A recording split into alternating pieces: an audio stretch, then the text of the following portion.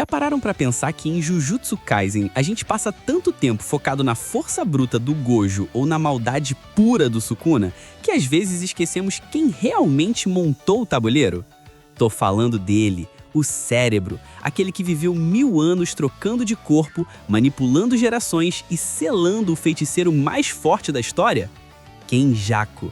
Mas a pergunta que eu vejo muita gente confundindo é: o que ele realmente quer? E mais importante, agora que o jogo do abate chegou ao seu clímax, o que acontece se o plano de fusão for ativado? Será que vira tudo o Evangelion? Hoje, meus amigos feiticeiros, nós vamos dissecar o plano do maior estrategista dos animes. Vamos entender a mecânica da evolução forçada, por que ele precisava capturar o Mestre Tengen e o que nos aguarda se a fusão acontecer. Preparem suas expansões de domínio, porque hoje a aula de Jujutsu é profunda. Vamos nessa! Kenjaku não é um vilão que quer dominar o mundo. Ele é um cientista louco com tempo infinito. A motivação dele é pura curiosidade. Ele olha para a energia amaldiçoada e pensa: qual é o limite? Ao longo de 1000 anos, ele percebeu que feiticeiros e maldições estagnaram. Ele quer criar algo novo, algo que supere suas próprias expectativas. Lembram dos Quadros da Morte, o Choso e irmãos? Ele se decepcionou porque ele sabia o que sairia dali. O objetivo final dele agora é criar o caos incontrolável. E para isso, ele precisava de duas coisas: o corpo de Siguro Geto para manipulação de espíritos e o caos do jogo do abate. Mas para entender por que o Tengen se deixou capturar tão facilmente, precisamos voltar no tempo. Tipo, muito tempo atrás. Amigos, rivais e a maldição do destino. Muita gente acha que Kenjaku e Tengen são inimigos mortais, mas a relação deles é muito mais complexa. Eles são como velhos conhecidos de trabalho que escolheram caminhos opostos para alcançar a imortalidade. Pensem comigo. Ambos nasceram na Era Heian, ou antes, e buscaram viver para sempre. Tengen escolheu a estagnação.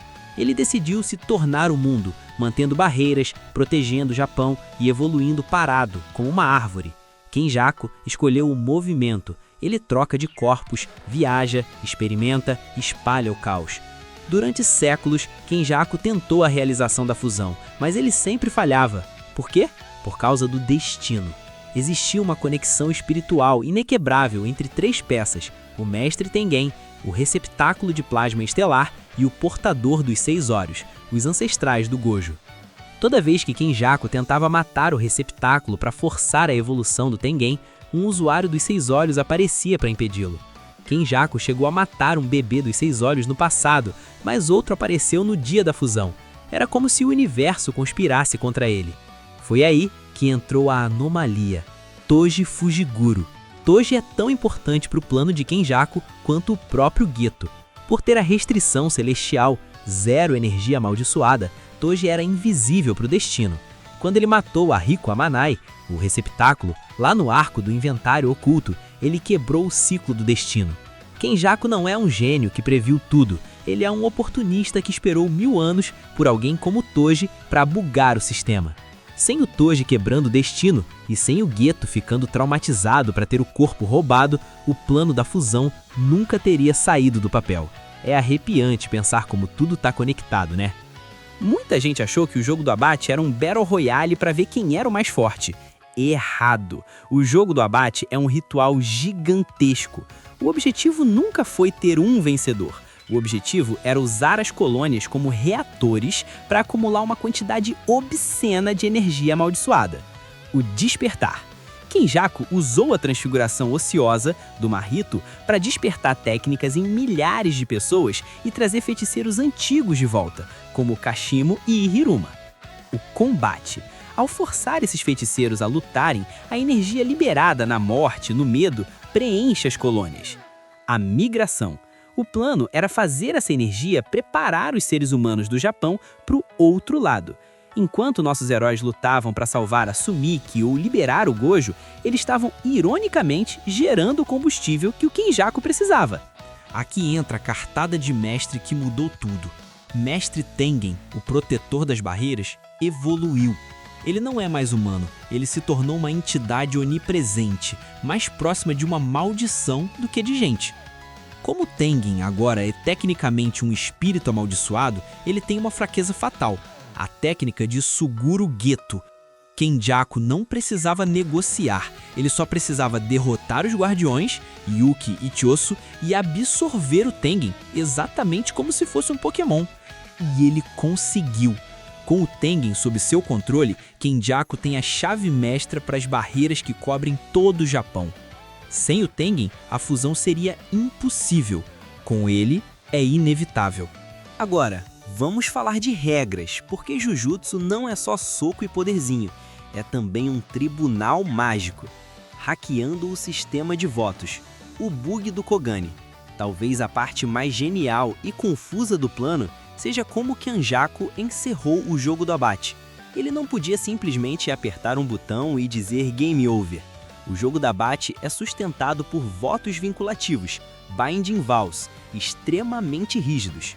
O administrador do jogo não é o Kenjaku, é o Kogane, aqueles bichinhos voadores. O Kogane é programado para manter o jogo rodando para sempre. Então, como Kenjaku contornou isso? Ele usou a lógica contra o sistema. Imaginem que o Kogane tem uma regra suprema: o jogo deve continuar. Kenjaku e Sukuna mataram tantos jogadores que a energia estava acumulada, mas eles precisavam acabar com o jogo para iniciar a fusão. Kenjaku chegou no Kogane e disse basicamente o seguinte: se você não criar uma regra para encerrar o jogo, eu vou destruir as barreiras que seguram o jogo. Isso criou um paradoxo no sistema do Kogane. Se o Kogane não fizer nada, Kenjaku destrói as barreiras, o jogo acaba, falha na missão. Se o Kogane aceitar a regra de encerramento, o jogo acaba, falha na missão. Entre duas falhas, o Kogane escolheu a opção que permitia que o jogo continuasse pelo menos por mais um tempo. Foi assim que Kenjaku forçou a regra 14. O jogo termina quando todos os jogadores, exceto Geto e Megumi, morrerem. Ele não quebrou as regras, ele colocou uma arma na cabeça do sistema e negociou. Isso mostra que em Jujutsu Kaisen, conhecimento sobre votos vinculativos é mais perigoso que qualquer expansão de domínio. A grande fusão e a regra 14. O que é a fusão? O plano é fundir a humanidade inteira do Japão com o mestre Tengen. Como Tengen perdeu o ego, se você fundir 100 milhões de pessoas com ele, não cria uma mente coletiva pacífica, você cria uma maldição de proporções cósmicas. Kenjaku teoriza que a maldade humana, concentrada em um único ser, criaria uma monstruosidade capaz de destruir o mundo apenas por existir. Mas havia um problema: o jogo do abate precisa acabar para a fusão começar. Como o jogo era perpétuo, Kenjaku forçou um bug no sistema. Ele ameaçou o Kogane, o mestre do jogo, a criar uma regra final. O jogo só acaba quando todos os jogadores morrerem, exceto Suguru Geto, Kenjaku, e Megumi Fushiguro, Sukuna.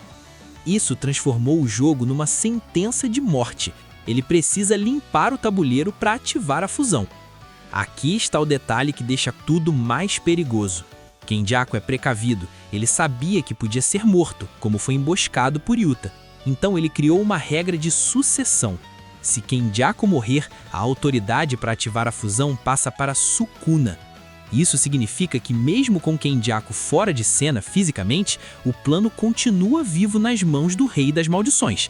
E pensem comigo, Sukuna quer ver o circo pegar fogo. Se ele ativar a fusão, teremos o chefe final definitivo. O mundo pós-fusão seria o retorno à barbárie, um inferno onde a individualidade deixa de existir. Resumindo, Kenjaku usou o jogo do abate para cozinhar energia, capturou o Tengen para usar como base e deixou o gatilho da bomba nas mãos de Sukuna. O objetivo? Criar um monstro tão caótico que nem ele sabe o que vai acontecer. É o plano mais nihilista e grandioso da história dos shonens. E você? Acha que os feiticeiros conseguem impedir a fusão ou vamos ver o nascimento desse monstro final? Comenta aqui embaixo. Se curtiu a explicação, deixa o like e se inscreve. Até a próxima, feiticeiros!